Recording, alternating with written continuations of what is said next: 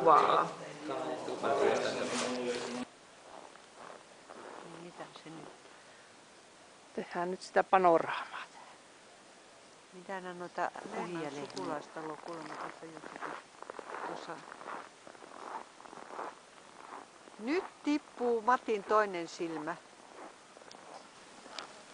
Raija sanoo, että tänä päivänä Matin toinen silmä tippuu. Tässä on todistuskappale siitä. Tässä on sitten toinen kappale todistuskappaletta. Matin toinen silmä tippuu.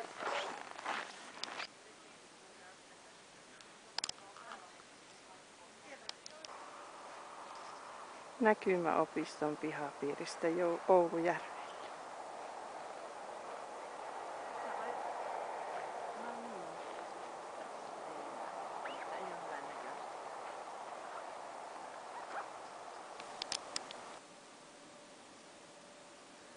Hiljaista on ruokintapaikalla ja vuorimäntyjen juurella.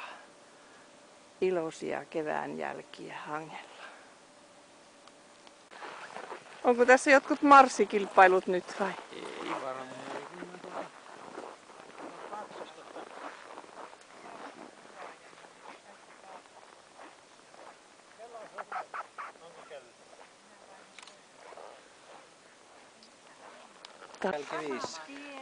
Onko täällä jälkiviisaat vai mikä se oli se toinen ohjelma?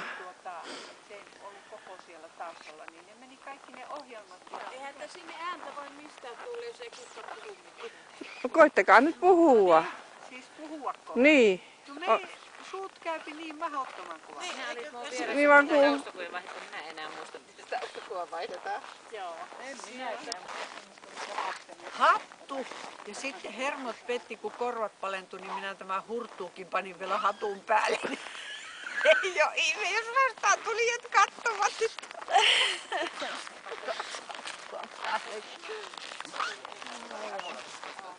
Onko se nyt niin ihana alla?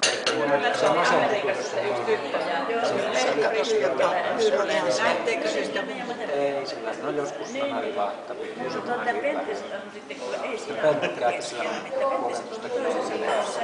Mä kuvittelin, että Pentisot asui silloin siinä Myrkpäs tuolla päässä ja autoilija Pyykkönen tuolla päässä. Niin